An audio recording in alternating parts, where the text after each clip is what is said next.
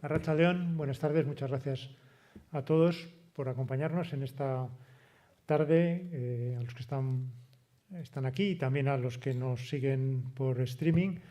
Hoy tenemos la suerte de poder acoger en este auditorio una conversación entre José Manuel Ballester, Petra Jos, curator del museo, y al otro lado de la pantalla Carlos del Amor, jefe adjunto de Cultura del Telediario de Televisión Española. Hola, Carlos. Y gracias por estar aquí. Bueno, esta es una conversación que teníamos pendiente de la semana pasada, pero las nevadas y las inclemencias meteorológicas que nos han asolado y que sobre todo pues, han afectado mucho a Madrid, pues hizo imposible tener la conversación entonces y la hemos traído al día de hoy.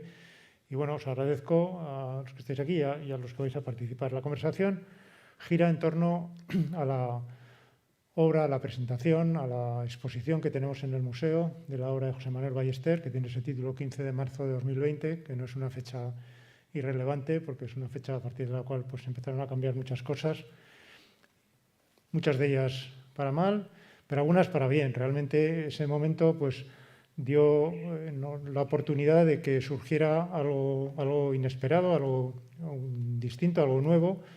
Surgió como consecuencia de la iniciativa del propio José Manuel, que en esos días de confinamiento pues, se le ocurrió la posibilidad de venir a fotografiar una ciudad vacía en aquel momento, como era Bilbao, como estaban todas. Y a nosotros pues, nos pareció que era una iniciativa estupenda. La relación del museo con José Manuel es de muy antiguo, su obra forma parte de nuestra colección y además son obras de esa serie de espacios vacíos que de alguna manera pues, también se reflejan en esta serie de fotografías que sacó de Bilbao en ese momento del confinamiento, en ese fin de semana de la Semana Santa pasada. De aquella iniciativa han surgido pues, muchas cosas, porque José Manuel pues, es una persona, no solo un gran artista, sino además es una persona generosa y que siempre tiene en la cabeza iniciativas. Y de aquel momento pues, han surgido la exposición donde se puede confrontar alguna de las fotografías que él sacó entonces con una obra, que es la interpretación del Guernica que él hace, que es otro espacio vaciado y que completa la serie de 3 obras que ya teníamos en la colección. Ha surgido también una exposición digital, donde se puede ver de una manera más completa el trabajo que José Manuel realizó en aquellos días. Y surgió también una publicación, un libro muy hermoso en el cual hemos tenido la suerte de tener la colaboración de Carlos con sus textos que ponen en valor las obras de las fotografías, o algunas de las fotografías que José Manuel sacó en aquellos días. Bueno, pues hoy van a hablar las 3 personas que han hecho posible ese libro, Carlos, José Manuel y Petra Jos, curator del museo y que ha sido la comisaria de la exposición y de este proyecto. O sea que muchas gracias a todos y vamos a disfrutar de esta conversación. Simplemente una nota, lo digo en este caso solo para aquellas personas que están aquí en el auditorio, que al final de la charla, y como es habitual en estos momentos, oirán unas instrucciones para el desalojo de la sala y para que se pueda hacer de una manera ordenada y cumpliendo toda la normativa que tenemos que seguir para hacer las cosas en orden y concierto. Muchas gracias y que disfrutemos mucho todos de esta charla ahora.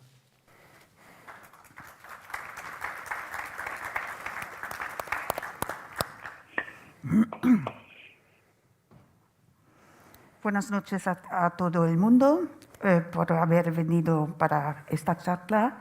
Buenas noches también José Manuel y Carlos, que bueno, somos los 3 que vamos a conversar un poco. Yo voy a iniciar con una pregunta que es un poco de actualidad, es decir, que no solamente tenemos la pandemia, pero ahora también tenemos la pandemia de la nieve en Madrid. Y si como vivéis ahí, yo pienso que es muy, muy interesante también en comparación con la pandemia, es decir, digamos, este confinamiento que debemos a la nieve en estos momentos. Este doble confinamiento, ¿no? Bueno, buenas tardes. La verdad es que quiero agradecer a Petra y a Carlos el que hayamos podido recorrer en este proyecto, ¿no? Y hacer este proyecto posible. Para mí ha sido un placer. Ellos conocen muy bien mi trabajo porque desde hace años tuvieron la ocasión de conocer cuando nació el proyecto de Espacios Ocultos, y para mí ha sido un privilegio el poder haber trabajado con ellos. Así que quiero empezar por agradeceros vuestra participación. Y a tu pregunta sobre pues la última experiencia que nos ha caído del cielo, pues bueno, era un confinamiento sobre el confinamiento. Era una situación que fue muy curioso porque yo salí al día siguiente, habían caído más centímetros de los previstos. La ciudad estaba como a un promedio de 50 centímetros, 40 centímetros de espesor, que eso allí, vamos, mi madre tiene 90 años y nunca lo había visto. Y como vamos, nadie tenía conocimiento o recuerdo de algo parecido, ¿no? Y me acerqué, mi estudio está cerca de la M30, y me fui a la M30 y la M30 no existía, era todo un manto de nieve y la gente paseando como si fuese un bulevar haciendo muñecos de nieve, ¿no?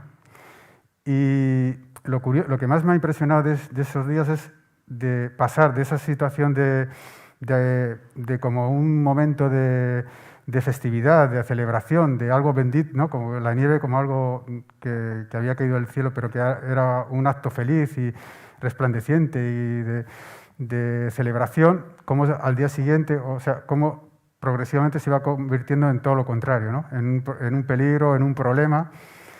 Y yo creo que Carlos, que seguramente ha estado más presente por sus propias circunstancias, ¿no? Ha podido ver cosas que han sido sorprendentes, ¿no? Sobre todo, por ejemplo, los destrozos que luego hemos ido descubriendo poco a poco. Sí, bueno, ¿qué tal? Buenas tardes a todos. En primer lugar, mi disculpa por no poder estar ahí sentado. Me haría más ilusión que estar en ese museo que adoro y estar con vosotros dos en una tercera silla, pero bueno, las circunstancias son las circunstancias y José Manuel me ha prometido que es capaz de poner en marcha otra charla para que pueda estar allí un día presencialmente. Así que le he tomado nota y estaré allí.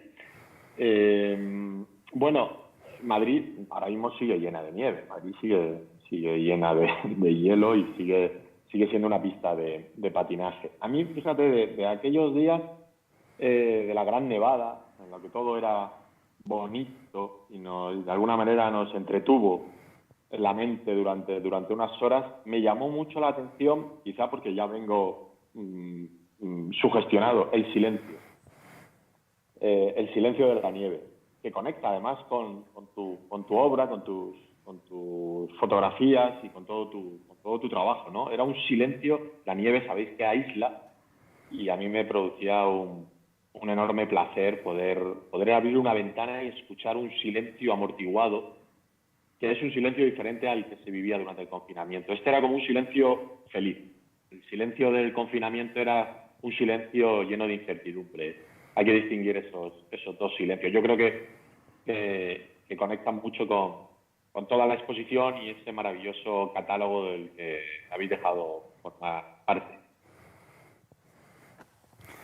Pues sí, el tema del silencio realmente es un tema que a mí, tanto lo que es el vacío como el silencio, han sido dos leitmotiv en mi trabajo. Siempre he estado trabajando en torno a ellos, ¿no? Y como tú muy bien lo has explicado, el tema de esos dos silencios, ¿no? Cómo el silencio puede ser tan diferente, ¿no? Siendo la ausencia del ruido, ¿no? Cómo puede distinguirse una ausencia de otra en contextos tan diferentes como fue los silencios de la pandemia, ¿no? De los primeros días del confinamiento más severo que tuvimos en los meses de marzo y abril, a este silencio de alguna forma feliz, ¿no? O sea, cómo el mismo silencio puede ser, al final, como que hay matices o como hay categorías. Dentro del silencio podemos hasta incluso generar distintas categorías, pero al fin y al cabo yo creo también nosotros nos proyectamos, ¿no? Realmente igual que con el vacío. Cuando yo hice Espacios Ocultos, lo primero que percibí en los espectadores y en los primeros comentarios que recibía era cómo se recibía ese vaciado, esa ausencia, cómo se llenaba de interpretaciones, ¿no? Cómo cada uno proyectaba sobre ese vaciado sus propias iniciativas, inquietudes, su propia visión, y cómo se producía una sensación totalmente abierta, ¿no? Que es lo que me interesaba. Yo creo que es una de las virtudes que tiene esa serie, la de Espacios Ocultos, ¿no? Sí, sí. Yo recuerdo que tuve el privilegio, no sé si te acuerdas, hace Sí. muchos años, de ir a tu estudio y yo entonces no conocía tu obra. Estamos hablando a lo mejor de hace, no sé, 15 años o 18 años había oído hablar de tu obra, pero fui y la primera vez que vi esos espacios ocultos, la verdad es que es un impacto, ¿no? Es un impacto para los sentidos, porque es verdad que vivimos en una sociedad con tanto ruido, con tanta aglomeración y con tanta presencia física que de repente alguien desnude el escenario en el que vivimos o los escenarios que nuestros ojos están acostumbrados a ver te impacta muchísimo. Yo recuerdo esa sensación como si fuese ayer, la primera vez que recorrí por ahí el taller contigo. Pero los espacios vacíos no solamente están vaciados, sino hay cosas que efectivamente tú cambias, ¿no? En estos vaciados, pues con respecto a la obra original, y creo que este pensamiento, estas reflexiones son extremadamente interesantes. Bueno, sí, lo que hago realmente es modificar la secuencia temporal. O sea, cada artista cuando representa una escena, cuenta una historia, selecciona una secuencia temporal de esa historia que está contando, ¿no? Y los personajes forman parte. Hay una narración y dentro de esa narración, de esa historia que se está contada, pues se congela en el tiempo una secuencia temporal. Y Espacios Ocultos lo que hace es modificar esa secuencia temporal y esa modificación se puede dirigir tanto hacia adelantar a la secuencia temporal o retrasarse, ¿no? Ir hacia adelante o hacia detrás. Es como modificar la secuencia temporal en las dos direcciones posibles, ¿no? Y eso es lo que realmente fue uno de los primeros descubrimientos con los que me enfrenté en esta serie, ¿no? Y luego, al vaciar, claro, al eliminar los elementos narrativos de cada obra, nos encontramos también con el silencio. El silencio, o sea, hace una referencia o te dirige a una sensación de silencio, ¿no? Que es un silencio que puede percibirse de muchas maneras. También el espectador puede, yo creo que me ha sucedido, vamos, los comentarios que me han podido llegar, porque claro, el arte es un acto de comunicación, pero el artista, digamos, expresa y deja su trabajo y no está presente en ese acto, ¿no? Y los comentarios que me pueden llegar, pues te llegan indirectamente o de forma casual, pero sí, me acuerdo, hay una anécdota de Rembrandt. Rembrandt lo que hacía es que en su estudio, cuando pintaba, estaba con una obra y tal, quería tener interés de la repercusión que podía tener, colocaba en la ventana la obra y él se ponía detrás a escuchar los comentarios, ¿no? Esa necesidad también de comunicarse, de que realmente el artista no se puede comunicar con el espectador y no puede saber el espectador cómo se desenvuelve, cómo reacciona, ¿no?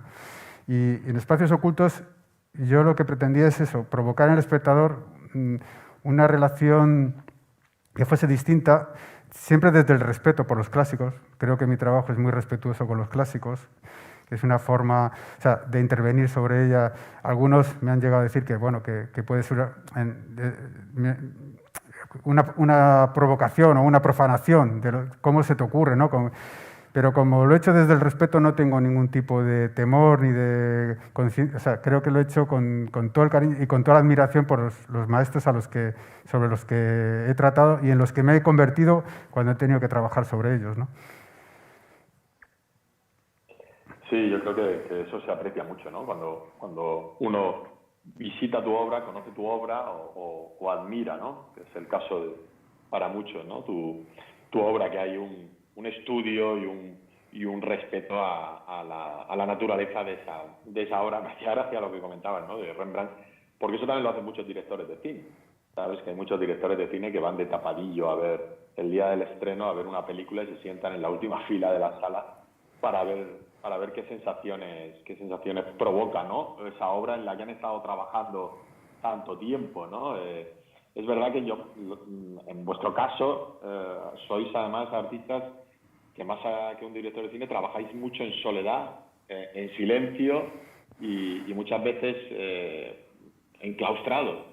Y conocer esas sensaciones, ese feedback del público me parece que es importante, ¿no? Y en el caso es verdad que tu obra siempre provoca una reacción que yo creo que es uno de los fines últimos de cualquier tipo de arte, ¿no? Provocar una reacción en el espectador o en la persona que está delante.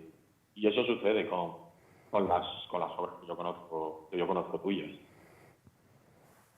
A lo mejor podemos empezar con las imágenes, Sí, ¿no? hay un tríptico que es este que tenemos aquí, que es un poco lo que es... es un tríptico que presenta de alguna forma la parte de la exposición de lo que fue Bilbao en los días de pleno confinamiento, ¿no? Entonces diseñé esta combinación de tres espacios, la entrada triunfo, ¿no? el arco de triunfo contemporáneo que representado por el arco de Daniel Buren, ¿no? que acoge, digamos, al visitante a la ciudad, ¿no? que te recibe cuando entras en la ciudad. Y luego esos dos torreones, la torre del pasado, que representa el pasado, ¿no? de la parte del casco que representa el pasado de la ciudad, y la torre que representa el futuro, ¿no? Y las tres ligadas por ese predominio del suelo, ¿no? El suelo que está hecho para transitar y donde no hay ningún tipo de... ¿no? esa inacción total. Y me pareció que podía ser una bonita forma de... Mi objetivo era ilustrar esa soledad y ese vaciado, ¿no? al que fueron sometidos todas las ciudades prácticamente, ¿no? en el mundo, en distintas fases, en distintos momentos, y me parecía que podía ser muy interesante hacerlo desde una ciudad como Bilbao, ¿no? Desde lo local, desde lo más cercano a lo más universal, a lo más lejano, y que todas, de alguna forma, estuviese contenido esa sensación que realmente hemos tenido todos, ¿no? De hecho, yo creo que cuando haces una exposición, normalmente el artista elige un tema, y ese tema, pues bueno, puede ser un tema muy local, muy particular o muy universal, pero un tema específico que no puede, digamos, coincidir en el tiempo con un interés compartido por todo el mundo. Pero en este caso, el tema de la exposición es un tema por el que hemos pasado todos, ¿no? de alguna manera, en el que todos hemos estado involucrados, ¿no? Todos hemos sido espectadores o hemos sido testigos de lo que está pasando, ¿no? Y eso es también lo que quería reflejar en esta serie, ¿no? Sí, yo creo que yo estoy también con el catálogo delante, que es maravilloso, es un artilugio maravilloso. Yo le llamo artilugio más que catálogo, porque no es un catálogo al uso, ¿no? Un catálogo además invisible, un catálogo que se hace visible y que animo a todo el mundo a que por lo menos lo vea o lo admire, porque es un concepto de catálogo muy, muy diferente. Bueno, pues con el delante, porque además da gusto hasta tocarlos. Muy, muy apreciable. Y es verdad que en estas fotos en las que el asfalto y tal, hay mucha ausencia, pero hay mucha presencia. Yo me acuerdo cuando empezamos a hablar de los textos para el catálogo, los textos que me invitaste a hacer para acompañar a estas imágenes, y recuerdo que teníamos un punto en común, que es que hay mucha ausencia, no hay nadie, ninguna de las imágenes, pero sin embargo hay una carga muy fuerte de presencia, ¿no? Es esa presencia ausente, ¿no? Es como que uno intuye a las personas que están ahí o que deberían estar ahí, y a su vez le carga la foto de mucha vida, de mucho significado, ¿no?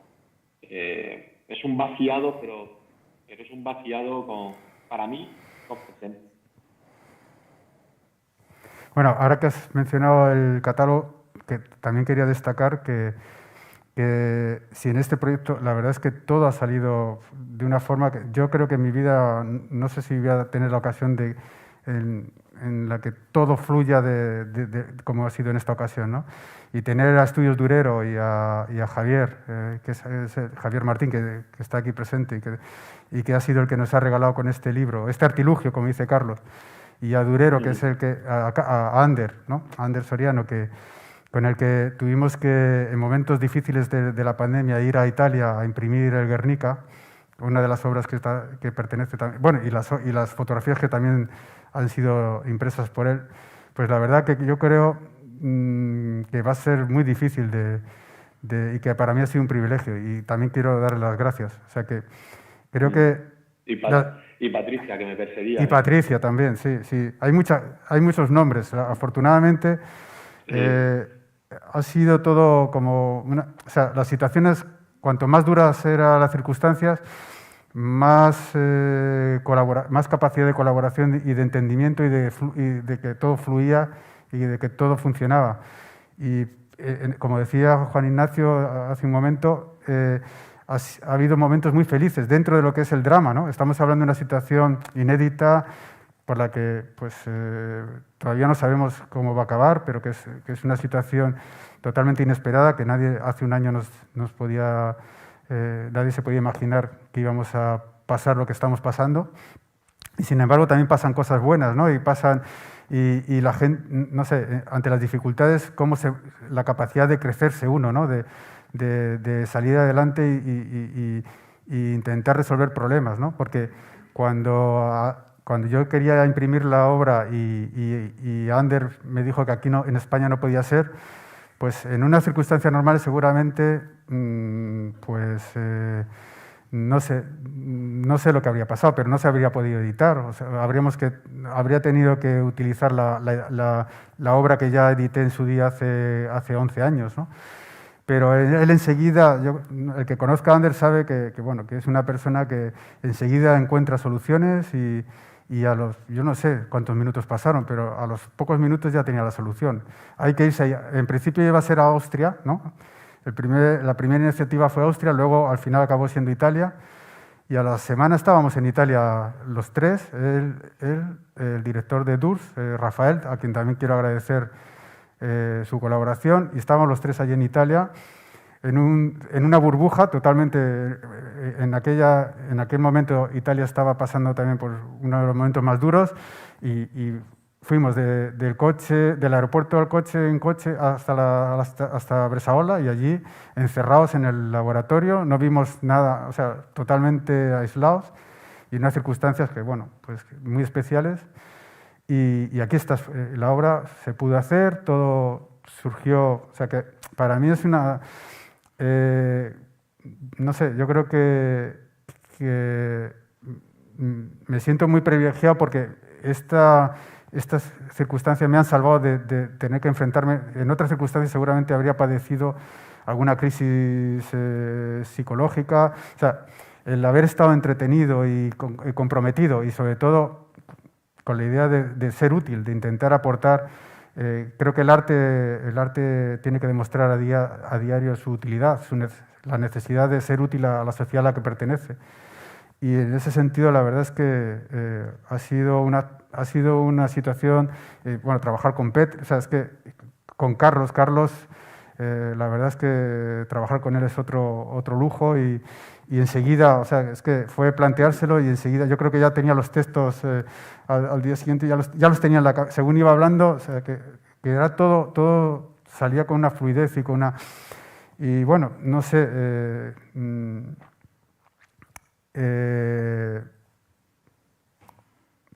que hablen ellos, mejor. No, pero lo pones fácil, ¿no?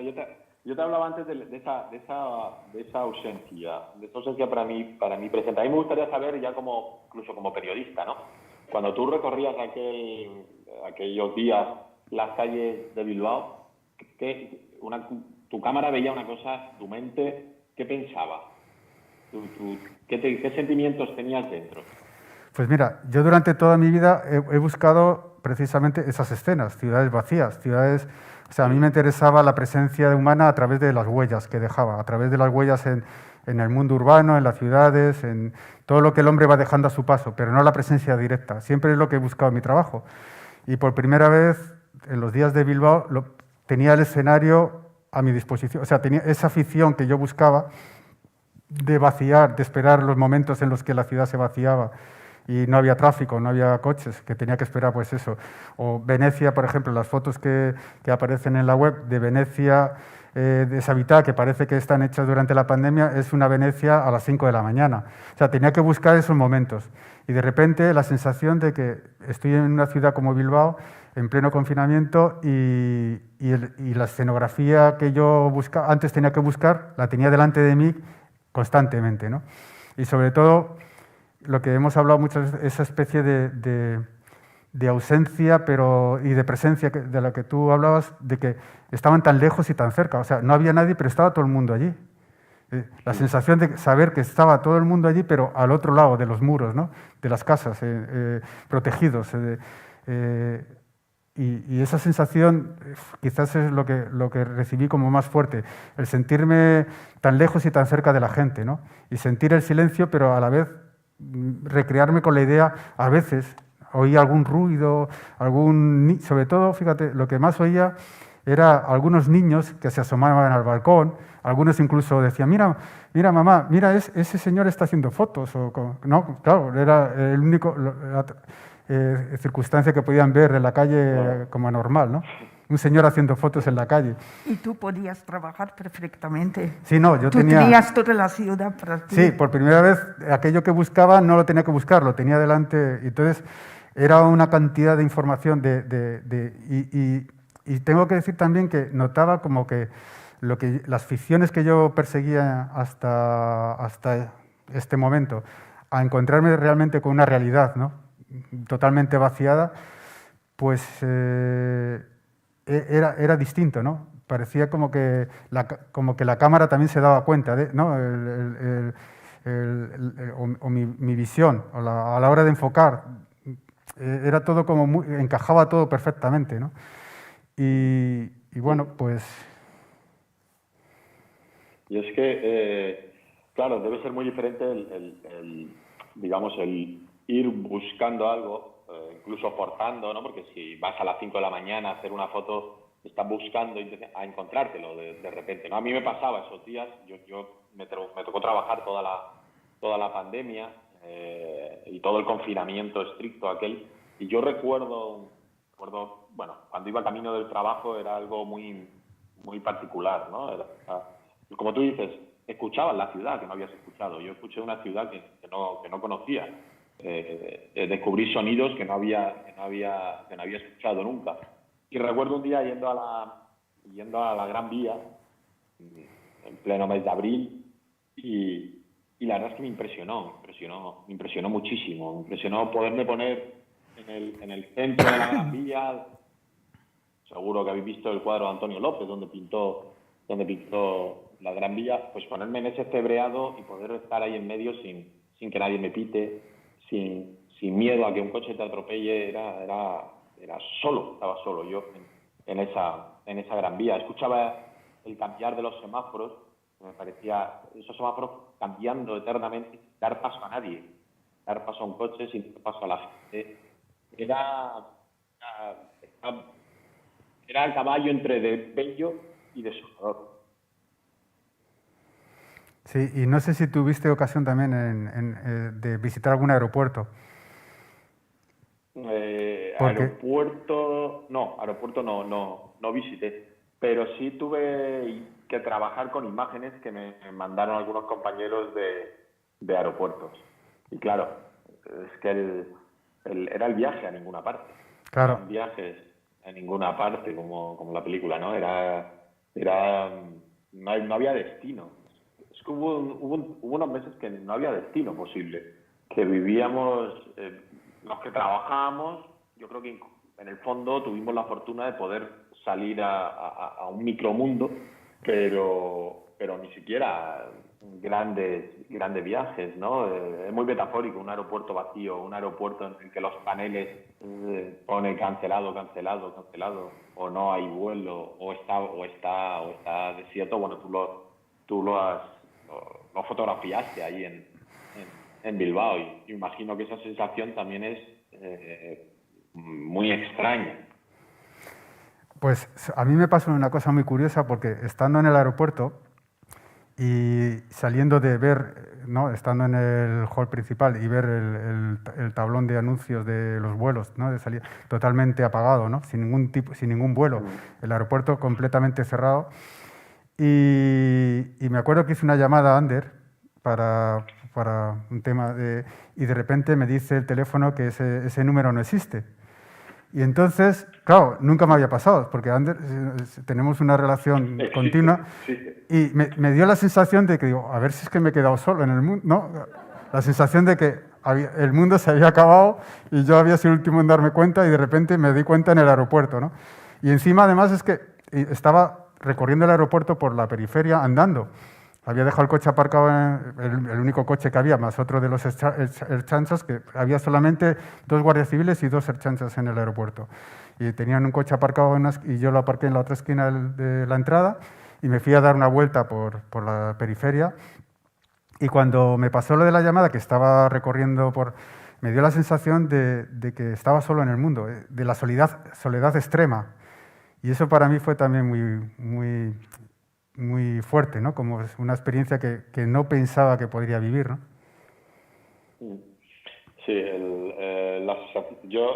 verdad que durante esos días la sensación de soledad, bueno, yo de todas maneras todavía de vez en cuando creo que estamos viviendo un sueño, o sea, todavía cuando creo que me voy a despertar.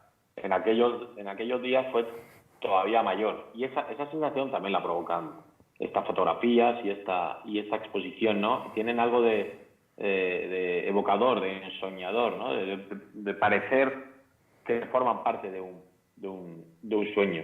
Yo recuerdo, claro, yo no me movía de Madrid, recorrer museos, pedía que me abrieran museos para recorrerlos en esa soledad y esa sensación también te creías como el único que estaba en el mundo, ¿no? Y además ver los museos con la luz apagada, es decir, con la luz, en el caso, por ejemplo, del Museo del Prado, con la luz con la que los artistas crearon las obras, con la que se veía en los siglos aquellos, ¿no? Me producía una sensación muy, muy extraña. Y yo no sé si os pasó a vosotros, pero yo, como decía antes, cabalgaba entre esa imagen que por un momento dices, cuánta belleza, cuánta tranquilidad, qué paz, y automáticamente se te rompía esa sensación por la realidad, ¿sabes?, que se estaba viviendo y que se está viviendo. Sí, eran como sensaciones bipolares constantemente, ¿no? Porque realmente esta pandemia también nos pone en la situación de... Hay 2 grupos, 2 colectivos, los que han padecido directamente la enfermedad, los que la han vivido de cerca y los que afortunadamente hasta ahora pues, se han librado, ¿no? O nos hemos librado de padecerla o de sufrirla, ¿no? Entonces, claro, ya eso hace que tengamos una visión diferente también de la realidad. O sea, la realidad al final la vemos en función de cómo la vivimos también, ¿no? Y la bipolaridad también me parecía como un aspecto muy importante, ¿no? Que es lo que intentamos en la ejecución de lo que es el proyecto de comisariado, tanto Petra como yo estuvimos ahí tratando ese aspecto también como algo importante, ¿no? Que se ve y que creo que queda muy bien reflejado luego en la web de la que después hablaremos, ¿no?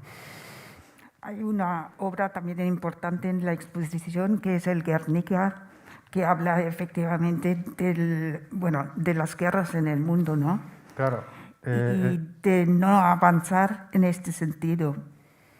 Bueno, aquí tenemos, sí, Guernica, esta obra es de hace 11 años, 12 años ya, y es una obra que, bueno, pues que de alguna forma, si está en la exposición es por muchas razones, pero en principio lo que me movía a hacer esta obra era el compromiso de demostrar que, bueno, que por qué el arte no era capaz o sea, cómo el arte que había dado ya claras lecciones de lo absurdo y lo inútil de las guerras y de los conflictos y de la violencia, por qué se seguían produciendo actos violentos y conflictos y había guerras en el mundo. O sea, por qué no se aprendía la lección si desde el arte y desde el mundo intelectual y desde el mundo del razonamiento y de la razón está claro y demostrado que no nos llevan a ninguna parte, ¿no?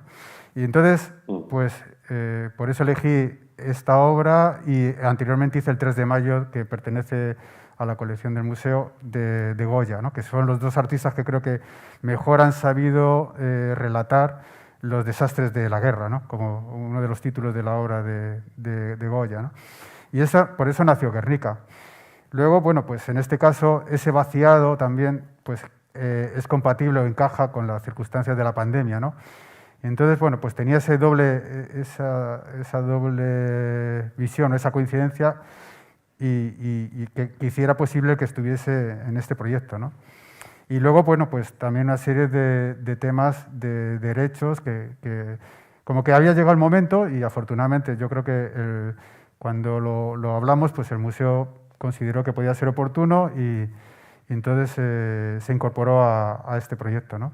Y que es otra manera también de enfocar esta situación, pero desde el mundo de la plástica, desde el mundo o sea, a partir de una obra maestra como es, que quizás sea la obra más importante del siglo XX, seguramente, o por lo menos es una imprescindible, desde luego, y intentar volver a recordar, pues eso, que hay más, no solamente el conflicto, o sea, ahora ya tiene otra carga más adicional, cómo encaja perfectamente no solamente con el tema de los desastres de la guerra, sino también los desastres de la pandemia, ¿no?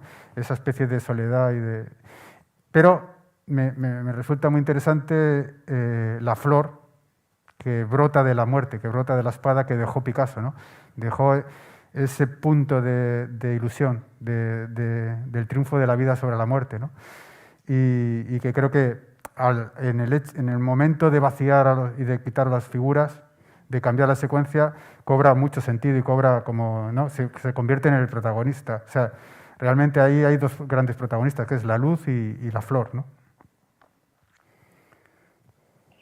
Sí, bueno, es una obra tan simbólica y tu interpretación es tan simbólica y luego es una obra que por desgracia nos sirve para ilustrar tantos momentos de la historia, de verdad, que ahora se serviría perfectamente para ilustrar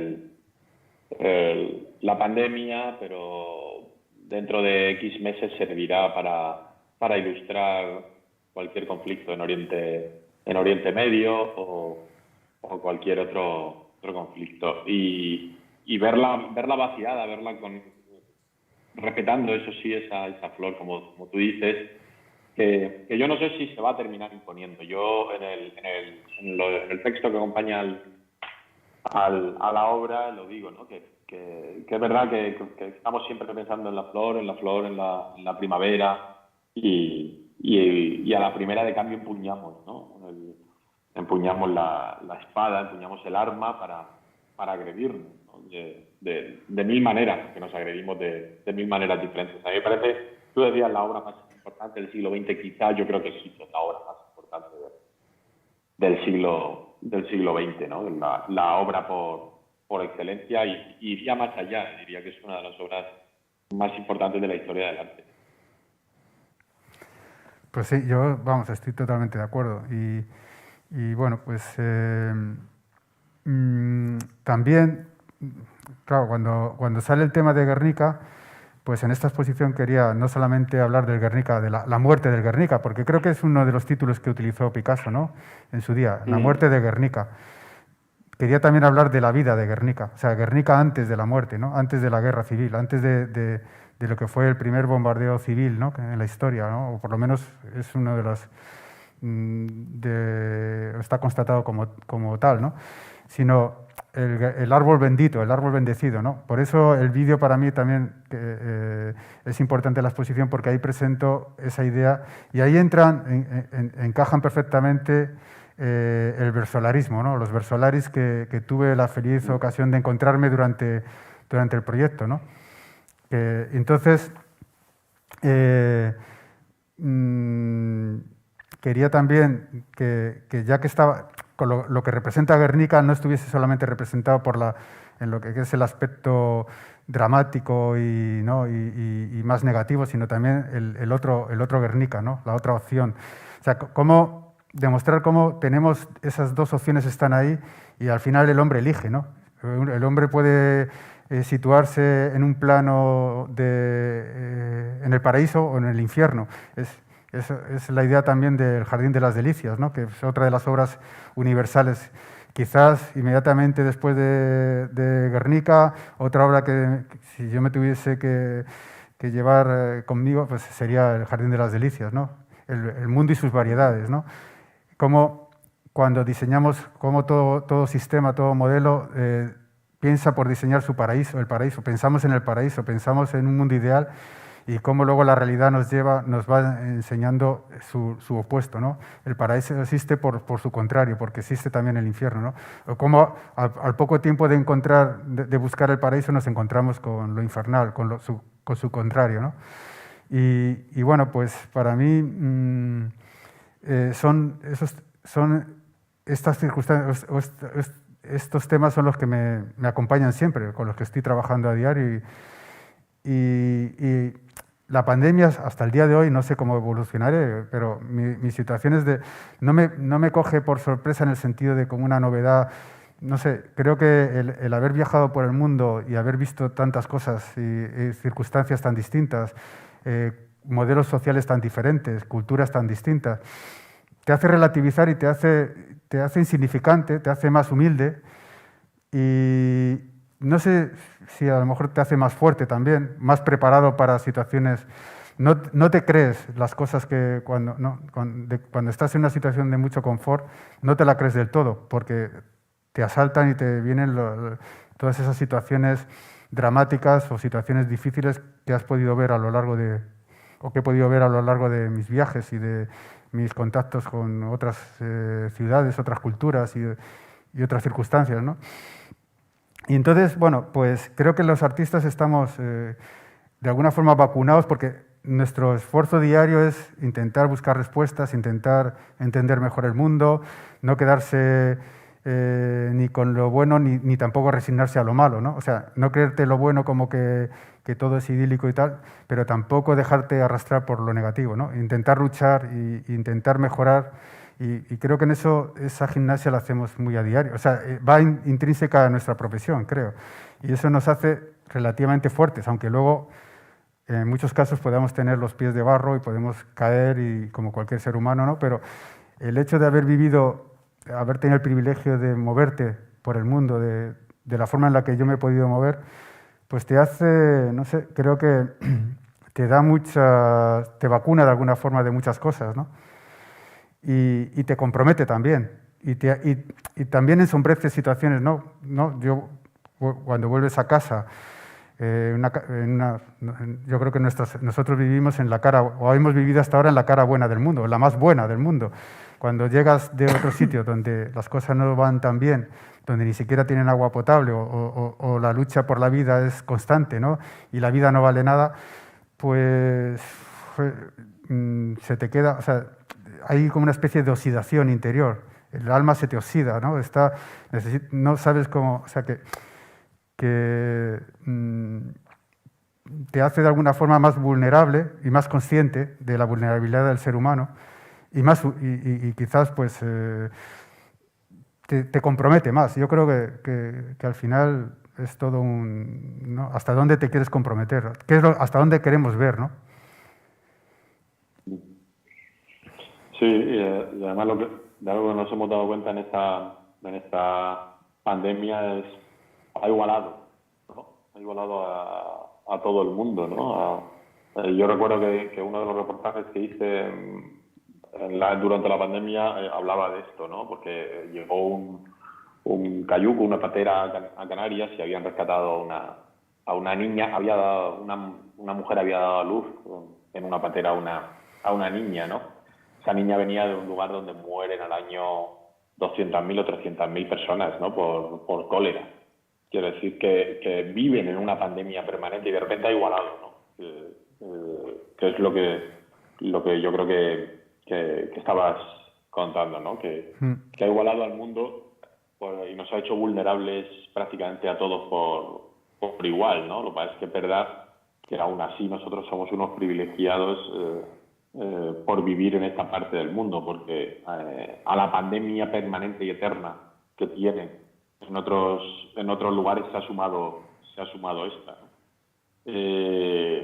Y es verdad que el viajar, el haberte movido y el haber ido de aquí para allá te da una visión quizá diferente, ¿no? de esto. Y luego yo creo que también el sentir el abrigo de la cultura, ¿no? Y se ha demostrado durante la pandemia, ya no es del entretenimiento, sino de la cultura, ¿no? Buscar refugio en determinadas manifestaciones culturales, ¿no? En exposiciones que a lo mejor eran a través de un ordenador, un libro, en una película, etcétera, etcétera. Yo creo que si tienes esa base también te ayuda, ¿no? A sobrellevar más estos tiempos compulsos que no nos engañemos, a todos nos dan miedo, y porque después de la pandemia, digamos, médica, cuando se solucione, ojalá sea pronto, vendrá, por supuesto, la pandemia económica que ya estamos sufriendo, y luego la pandemia psicológica. Pues no sé, Petra, ¿qué te parece? Bueno, es que la verdad es que como había una frase de John Lennon que siempre me ha gustado mucho, que es: la vida es lo que sucede mientras te empeñas en hacer lo que quieres, ¿no? O sea, que uno puede tener un plan de vida, pero luego al final la vida te va llevando y te va sorprendiendo, ¿no? Y te va dirigiendo al final donde ni siquiera tenías previsto o tenías calculado o tenías imaginado que podías llegar, ¿no? Te sorprende. Que es un poco lo que nos está pasando ahora. Que tiene muchísimos caminos. Es decir, que no hay un camino solo, sino muchísimas diferentes posibilidades también. Sí, yo creo que y en el arte seguramente es donde más se manifiesta de forma muy clara esa situación, ¿no? De que hay muchas verdades, realmente, ¿no? Siempre, todos queremos saber la verdad. A nadie nos gusta que nos engañen.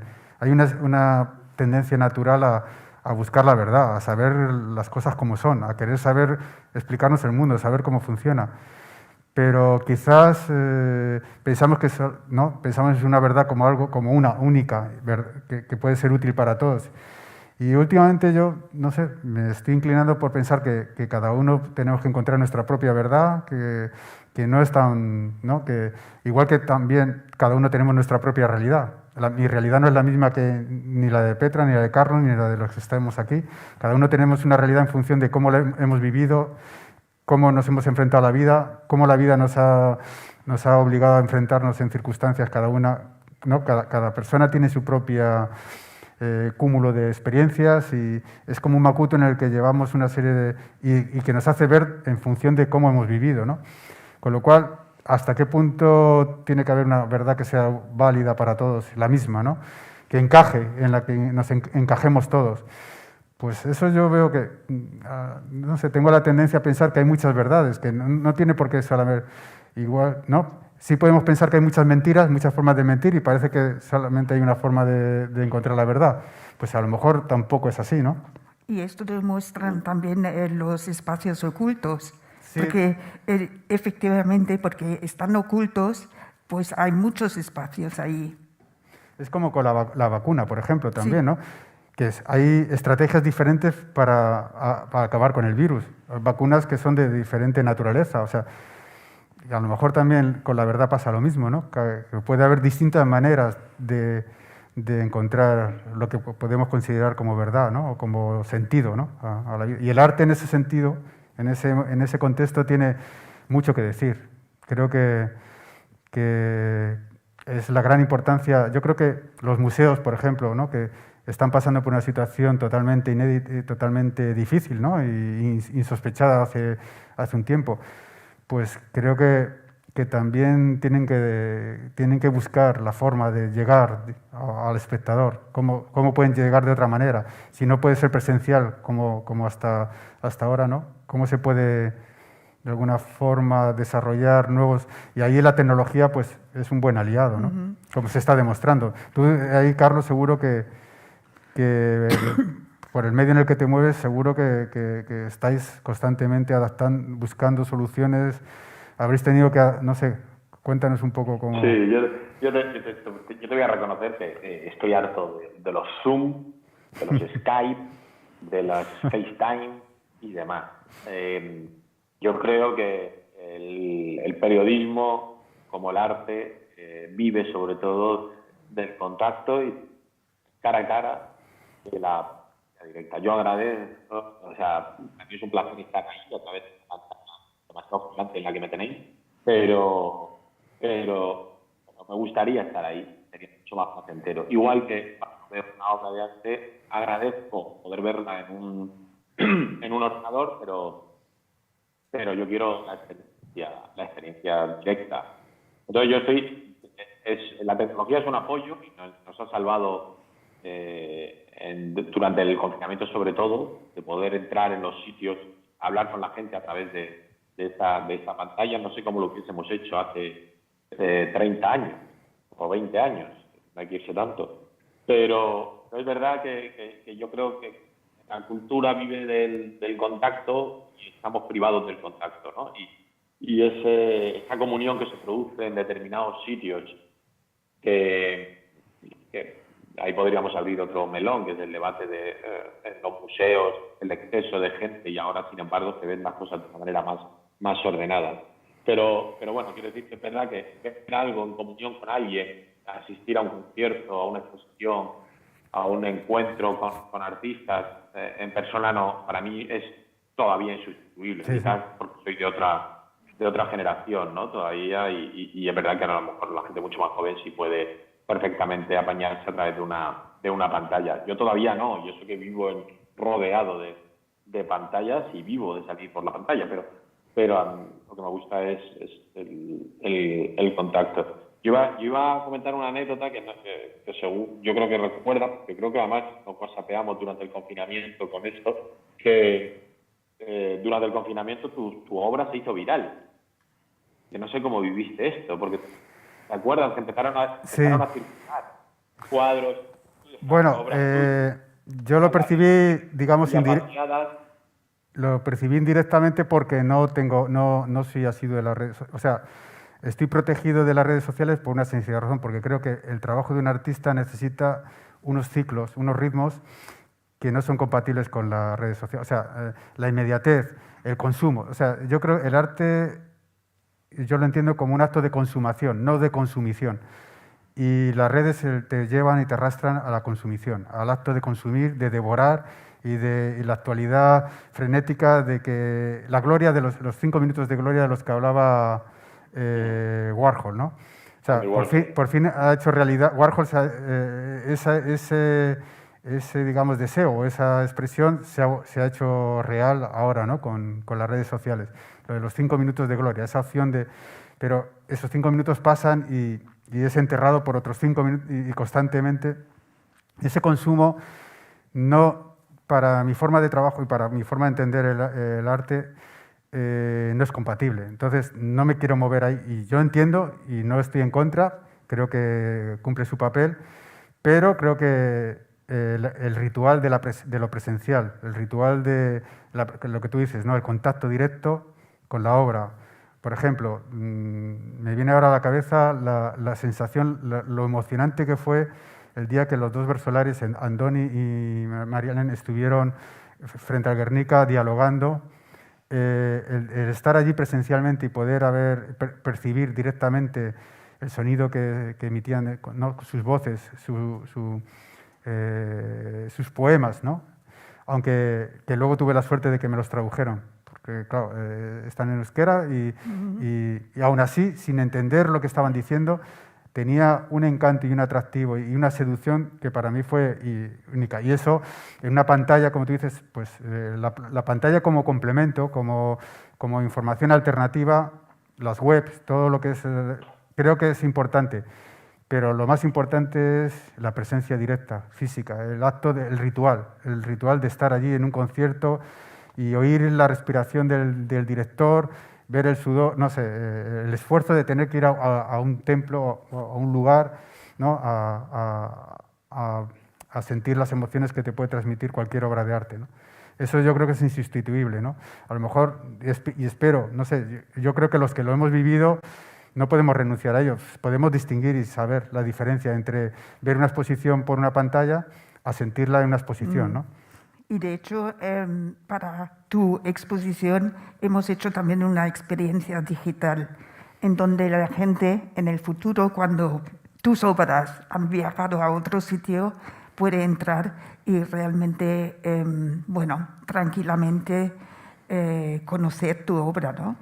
Que hemos ilustrado también con textos de Carlos y otros textos, ¿no? Tuyos y míos. Y tenemos diferentes apartados para que la gente pueda también entender cuál es la estructura de, bueno, de tu obra y de la exposición. También es cierto que hay muchos artistas que ya han decidido o quieren trabajar online, ¿no? Directamente en el terreno virtual, ¿no? Y es totalmente lícito y o sea, no tengo ningún... Pero los que hemos tenido, o yo que digamos he tenido la suerte de poder disfrutar y de poder sufrir también, porque con el arte no solamente es... yo creo que es un acto donde pueden encontrarse situaciones. Yo recuerdo mi primer contacto con el artista que más me impresionó en mis años de juventud fue Francis Bacon, una exposición que yo tendría 15 años en la Fundación Juan March, y me revolvió todo, o sea, todo el interior, me revolvió las tripas, la mente, todo, o sea, me desconcertó totalmente, porque no era un artista que tuviese yo para que estuviese preparado en ese momento, pero sí me sirvió, fue una de las exposiciones con las que más sufrí en ese momento, pero de las que más he aprendido y las que me enseñó a entender el arte de otra manera. Entonces, eso, cuando lo vives en directo, ¿no? Pues a lo mejor puede pasar algún día a través de una imagen, a través de una página web, pues podrá pasar también, seguramente, pero no se trata aquí de elegir, yo creo que se trata de aprovechar, ¿no? Claro, yo creo que no estamos, vamos, yo por supuesto me parece maravilloso, ¿no? Todas las nuevas tecnologías y me parecen un apoyo estupendo y un complemento, y poder, como estamos viendo desfilar ahí, parte de la web de este proyecto es maravilloso, poder acercarse. Lo que yo no lo cambio es por la experiencia directa, claro. Es lo que tú decías. Yo cuando vi hablando de Bacon, el retrato del Papa Inocencio X en el Prado, lo había visto muchas veces en foto, ¿no? Pero cuando lo vi directamente me impactó muchísimo, ¿no? Pero sí es verdad que te vale para entrenar, que te vale para ir adquiriendo un entrenamiento antes de ir a ver la obra o antes de ir a enfrentarte a un artista, que es estupendo, ¿no? Yo soy súper pro tecnología y súper pro todo lo que sea lo que pasa aquí, no lo cambio como atravesar la puerta de un museo. No, eso no lo cambio, pero me parece que se ha hecho un trabajo maravilloso en general en muchas instituciones por lo digital, que creo que es necesario además para llegar a mucha parte del mundo, a mucha gente que no puede atravesar la puerta de un museo. Sí, de hecho por eso también se pensó en este proyecto virtual, ¿no? Que en hacer una visión, o sea, en poder proporcionar una información complementaria que tuviese su propia independencia de lo que era la exposición física, ¿no? Fue un proyecto también que el museo, digamos que enseguida nos pusimos de acuerdo en la idea de hacer un proyecto virtual, ¿no? Un espacio virtual donde también puede funcionar y como tú dices, puede servir como de una información que te permita luego pues que sea útil, ¿no? Que tenga su utilidad y que tenga su lógica, ¿no? Y bueno, pues por eso también nos empeñamos y le dedicamos mucho tiempo y bueno, también tuvimos la suerte de trabajar con un equipo como Linz 3, ¿no? Que bueno, pues ha hecho esta página y yo creo que se adapta muy bien a lo que queríamos hacer, ¿no? Y pienso que también es un paso, por ejemplo, si tú por casualidad o buscando esta página se ve tu obra, pues seguramente van a buscar tu obra en el original también. Sí, es un acto de comunicación más también, de acercamiento. O sea, al fin y al cabo, uno tiene un mensaje o tiene, algo que decir y se puede decir de muchas maneras, ¿no? Y esta es una más. Yo creo que... Y luego la facilidad que tiene de expandirse, ¿no? De extenderse y de que lo pueda ver cualquier espectador de cualquier parte del planeta, ¿no? Entonces, pues eso no hay que... no sé, sería absurdo despreciarlo o no darle importancia, ¿no? No, y además yo creo en el arte para ser visto, ¿eh? Claro. Yo creo en el arte para ser disfrutado. Yo creo en el arte que a cuanta más gente llegue, mejor. O sea, este es, yo creo, el único ejemplo en el que no me vale una escena vaciada. Es decir, que nadie haya delante de la obra, ¿no? Porque pierde quizás, no sé, algo de su sentido, ¿no? Porque como tú decías al principio, luego cada uno interpreta la obra y eso es maravilloso.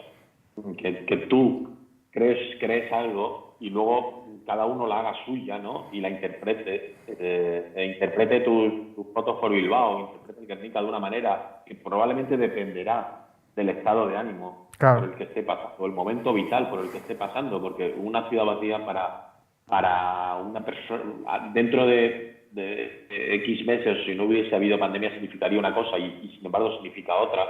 El momento vital que cada uno vivimos hace que nuestros ojos interpreten de una manera o de otra, ¿no? Y cuantos más ojos vean, miren y conozcan, yo creo que mejor. Y para eso las nuevas tecnologías son imbatibles, ¿no? Y pueden suponer un primer acercamiento a tu obra o a la de otra mucha gente que viene detrás, joven, que lo utiliza como una plataforma para romper el cascarón, ¿no?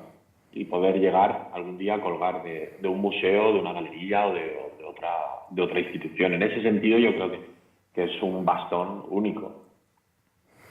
Y luego también, volviendo al tema de, como tú dices, del artilugio, del libro, ¿no? También el libro como un objeto físico, ¿no? En el que estás viendo reproducciones de la obra reproducida, pero que de alguna forma tiene un valor también que las páginas web no te pueden dar, ¿no? El objeto físico, el tenerlo en tus manos y el poder... Eso también creo que es un valor al que le hemos dado mucha importancia, vamos, que tiene mucha importancia en este proyecto y que se ha demostrado que funciona muy bien, ¿no? Entonces, yo creo que hemos utilizado todos los recursos. Quizás en este proyecto se ha contemplado todas las opciones posibles que la técnica y los medios nos ofrecen, ¿no? Tenemos a nuestro alcance. Y en ese sentido yo he intentado aprovechar cada uno de ellos en su medida, ¿no? Y adaptados a lo que al potencial que tiene cada uno de ellos, ¿no?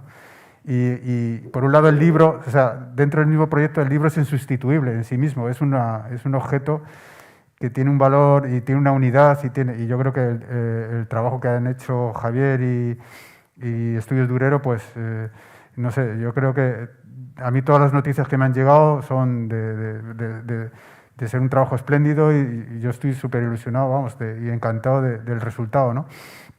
Con la página web igual, o sea que cada pieza del puzzle encaja perfectamente en lo que queríamos hacer, ¿no? Sí. Yo creo que habéis oído tocar la tecla, ¿no? Multidisciplinar, digamos, ¿no? O multiformato, que es algo que se lleva. Pero es verdad que es lo que tú dices, ¿no? La experiencia del libro físico, pues es abrir un libro. Si me pone la pantalla completa se verá algo. Mira, es poner un libro que es prácticamente invisible y que, sin embargo, luego dentro despliegas y esconde todas las imágenes que salen como casi por arte de magia, ¿no? Que es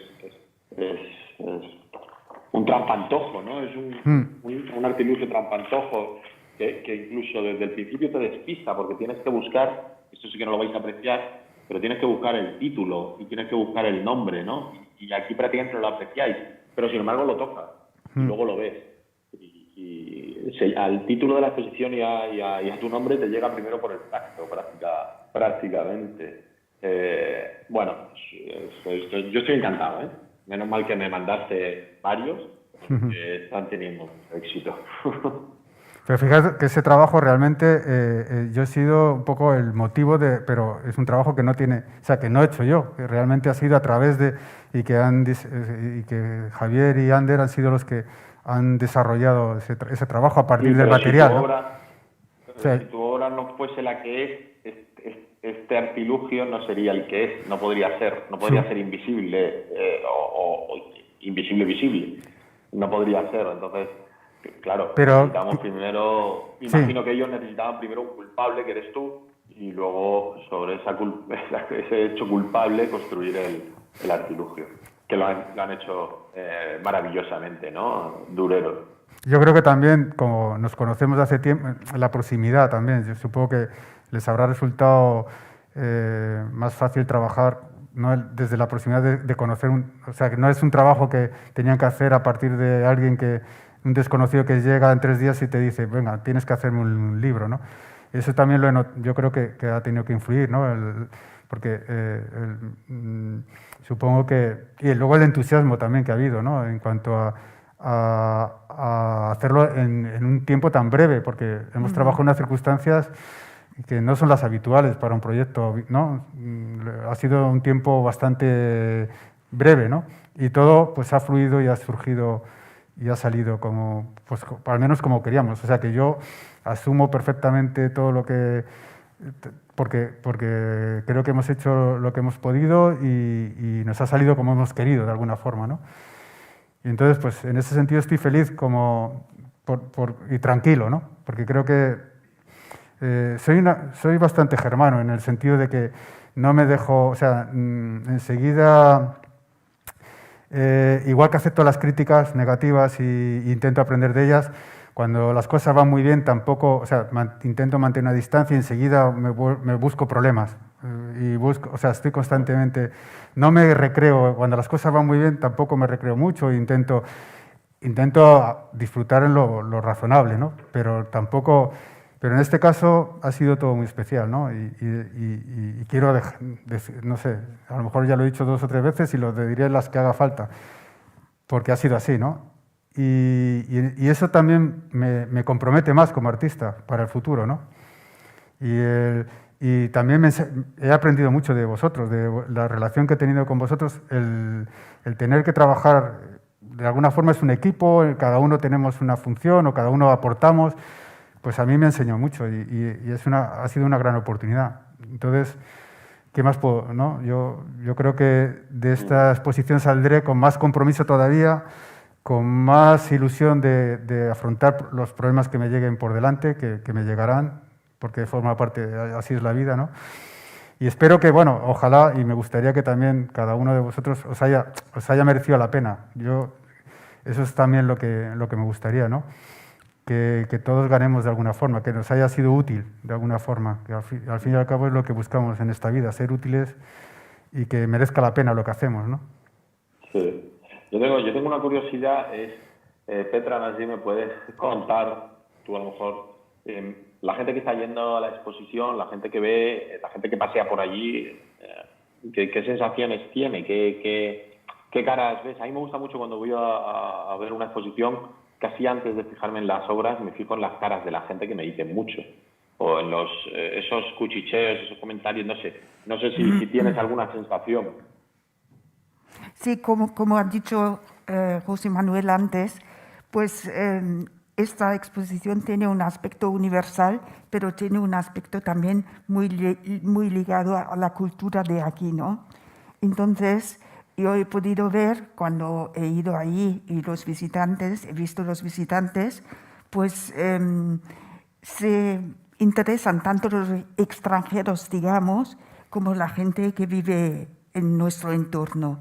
Y pienso que esto es algo muy importante en esta exposición, porque esto era también tu objetivo, ¿no, José Manuel, o nuestro objetivo de todos. Sí, lo local y lo universal, ¿no? Exactamente. Claro. Y eso no era tan fácil de encontrar, pero yo creo que hemos encontrado este equilibrio para que puedan disfrutar todos los visitantes de esta exposición, porque se entiende perfectamente. Es decir, no hace falta conocer toda la topografía, digamos, de Bilbao para entender de qué iba la narrativa. Yo no sé quién dijo, siempre se me olvida, el autor de la frase, dijo Machado, bueno, no lo recuerdo, pero decían que si eras capaz de explicar lo que pasa en tu calle, eras capaz de explicar lo que pasa en el mundo, ¿no?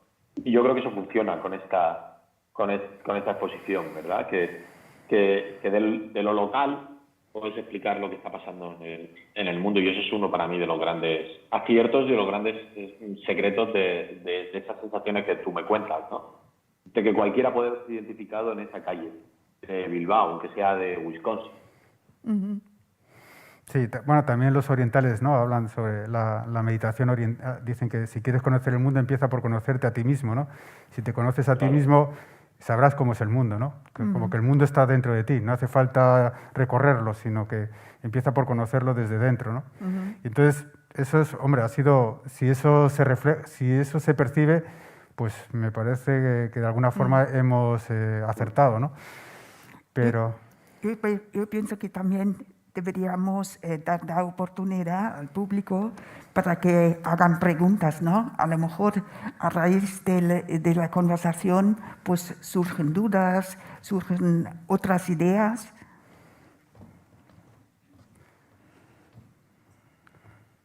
Pues yo encantado de...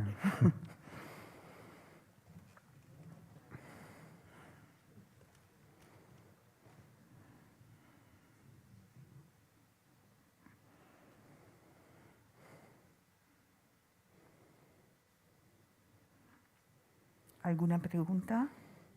A lo mejor quieren escuchar el silencio también. Sí.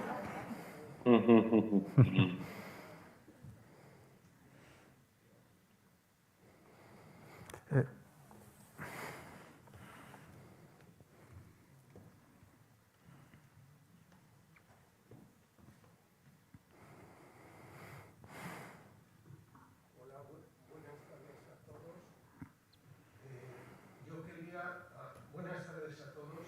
Gracias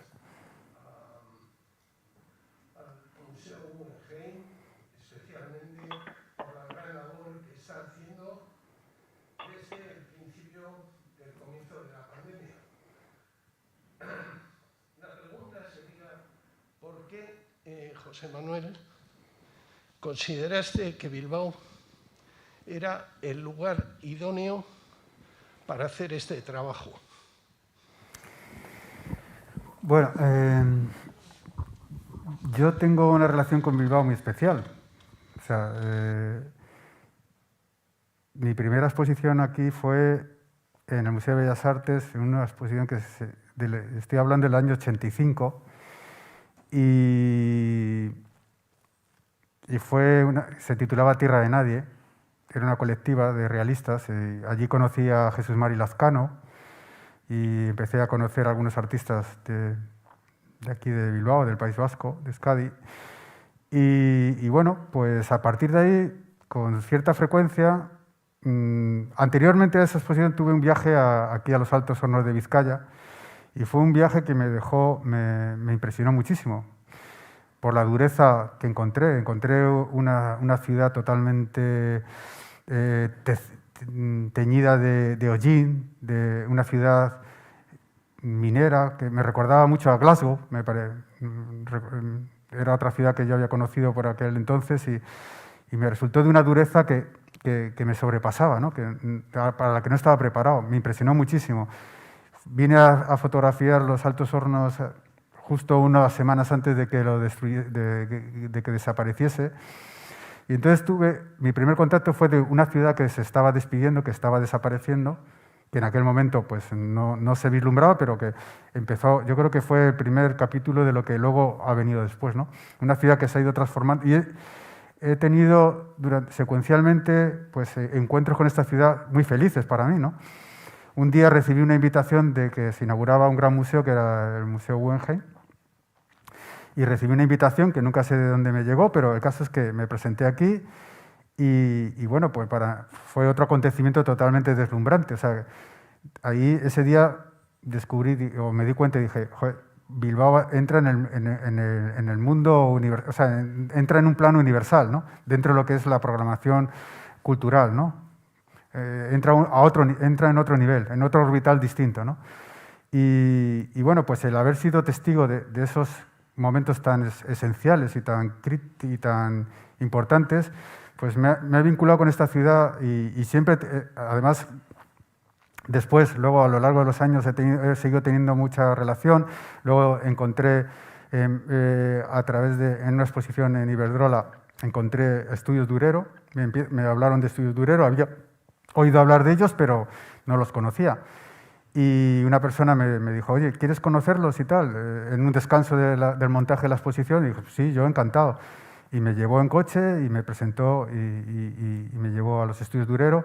Y a partir de ahí pues empecé a tener una relación profesional y prácticamente todo mi trabajo los he ido editando. O sea, que tengo una proximidad y una relación muy feliz con esta ciudad. Y me he sentido muy bien acogido siempre. Y luego, pues, todos los encuentros que he tenido y todas las relaciones han sido muy felices y han sido muy fructíferas para mí como artista. El último gran descubrimiento... bueno, luego llegó también la relación con el museo, la incorporación a la colección de las 3 obras de los espacios ocultos que pertenecen a la colección, que son el 3 de mayo, la Balsa de la Medusa y el Salón Real a partir de las Meninas.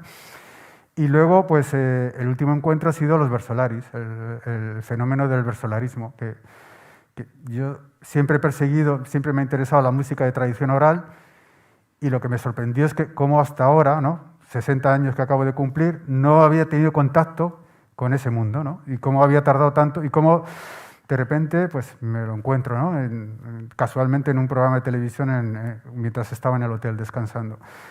Entonces, pues, no sé, ¿por qué elegí esta ciudad? Podía haber elegido Madrid, pero dije, ¿y por qué tiene que ser Madrid? Que es la ciudad a la que me siento yo, bueno, es donde tengo mi estudio.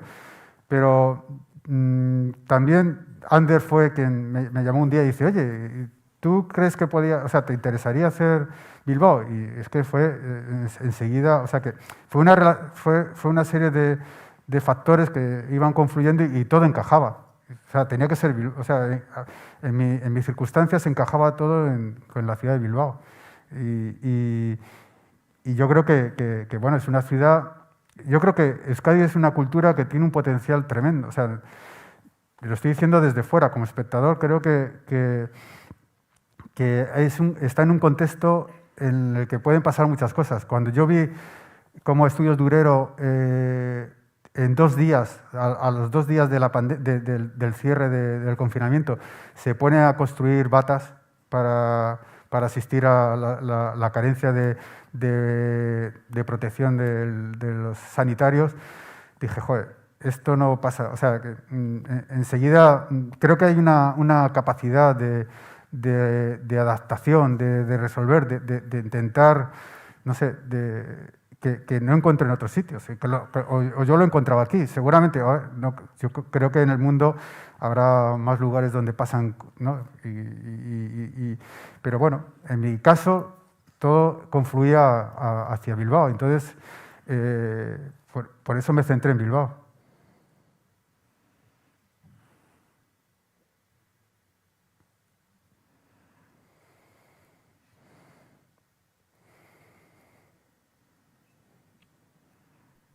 Quizás también no había tanto, o sea, es una ciudad donde a lo mejor las cosas son más fáciles que en ciudades más ruidosas o más grandes o más como el caso de Madrid, ¿no? Entonces no tiene por qué pasar todo en las grandes ciudades o todo, no sé. Y yo lo vi así y bueno, pues me agrada mucho el oír que se haya conseguido que cuando se ven esas imágenes se pueda reflejar cualquier ciudad del mundo, ¿no? ¿Por qué no?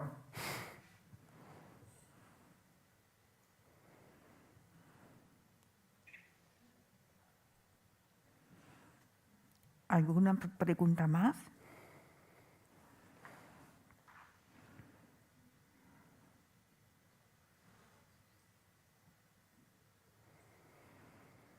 Si no hay más preguntas, muchas gracias, Carlos, por haber estado con nosotros.